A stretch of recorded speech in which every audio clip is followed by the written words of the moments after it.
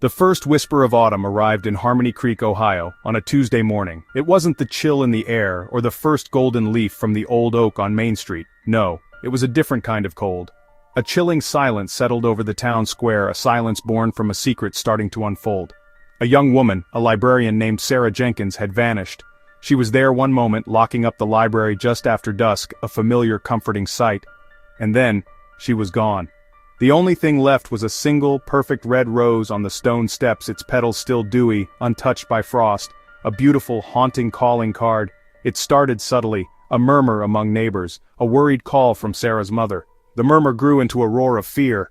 Harmony Creek had always prided itself on being just that, harmonious. It was a postcard of small-town America, a place where everyone knew everyone. Summer parades, Friday night football games were the cornerstones of the community. But with Sarah Jenkins gone, that postcard image began to tear at the edges. The familiar smiles of neighbors were now tinged with suspicion.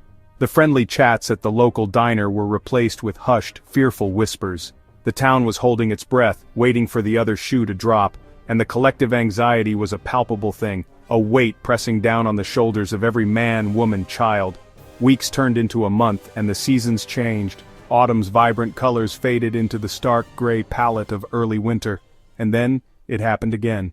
Deep within the quiet, unassuming suburbs of Harmony Creek, in a house no different from any other on the block, lived a man named Arthur Finch. To his neighbors, he was a recluse, but a harmless one, a retired literature professor. He kept to himself. He tended his prize-winning roses. He was known for his quiet, intellectual demeanor. He was the kind of man you might ask to watch your house while you were on vacation. The kind of man who would never draw a second glance. He was invisible in plain sight.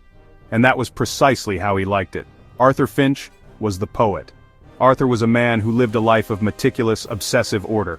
Books were arranged alphabetically and by publication date. His clothes were organized by color and by fabric.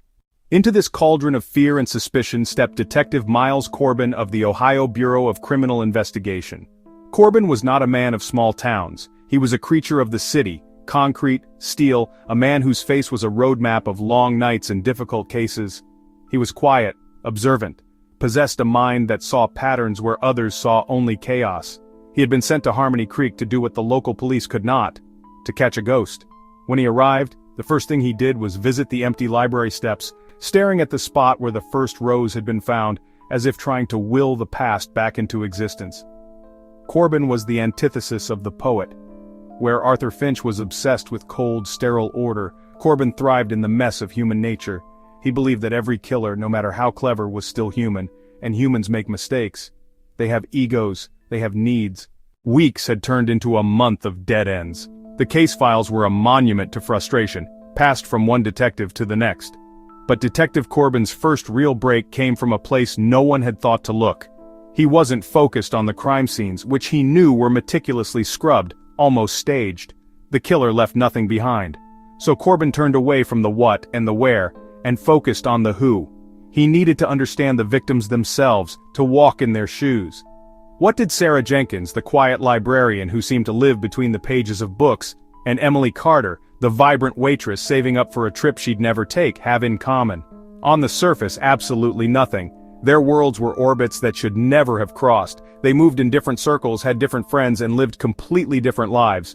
One sought solitude, the other thrived in the crowd. But Corbin, fueled by coffee and a stubborn refusal to fail, dug deeper. He went past the superficial, sifting through years of library records, scrolling through the digital ghosts of their social media, and meticulously cross-referencing their bank statements. He was searching for a common thread, a single point of intersection.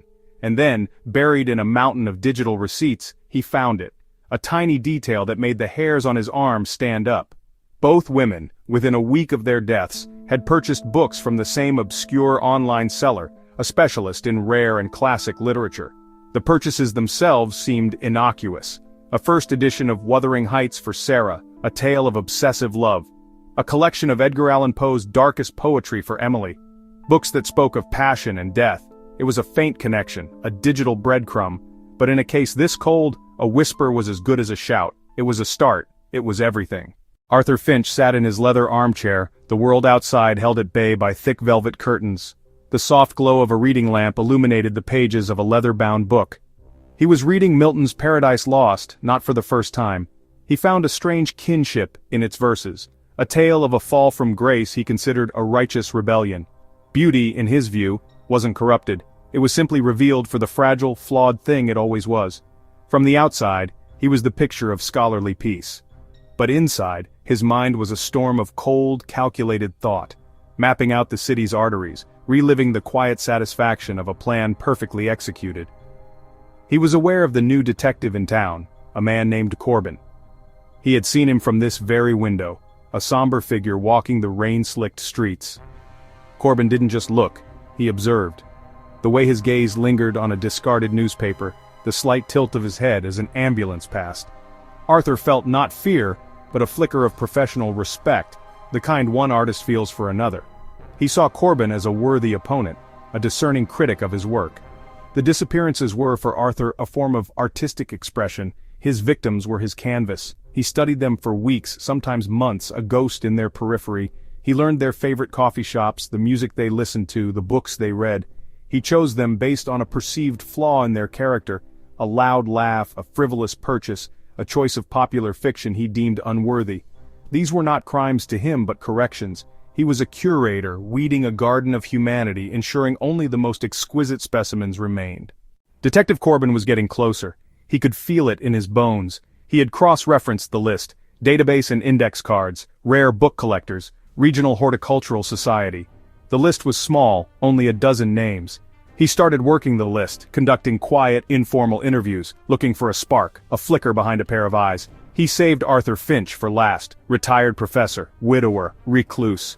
On paper he seemed harmless, literature professor, prize-winning rose gardener. It was too perfect. Arthur had been watching Jessica. He learned her routine. He mapped her route home. She always took the same quiet back road. This evening she was running late. In her haste she made a wrong turn.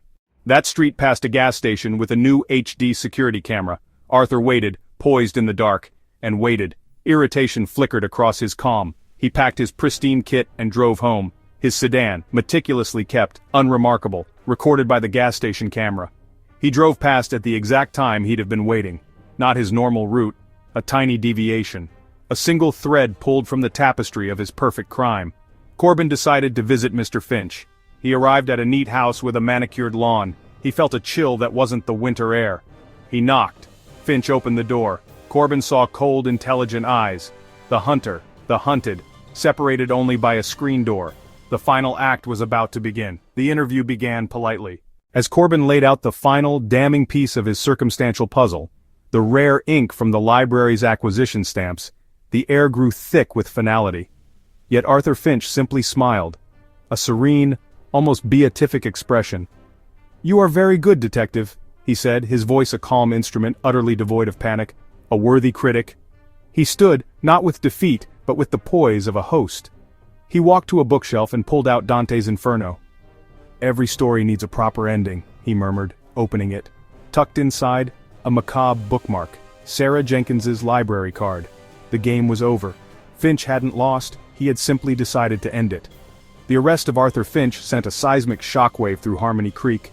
The quiet librarian, the gentle intellectual, was a monster. The revelation was almost too much for the town to bear. The fear that had held them captive for months did not simply evaporate. It curdled into a profound sense of betrayal that poisoned the town's soul, making every neighbor a potential stranger, every quiet street a stage. Detective Miles Corbin didn't stay for the aftermath. He packed his bag, the victory feeling hollow. He took one last look at the map, a tangled web of red string that now felt less like a solution, and more like a script he'd been forced to follow. He drove away as dusk bled across the sky. He had caught the ghost, but there was no sense of triumph, only the bitter realization he was just a character in Finch's final performance. 2 weeks after his arrest, before the full weight of the justice system could descend, Arthur Finch penned his final chapter.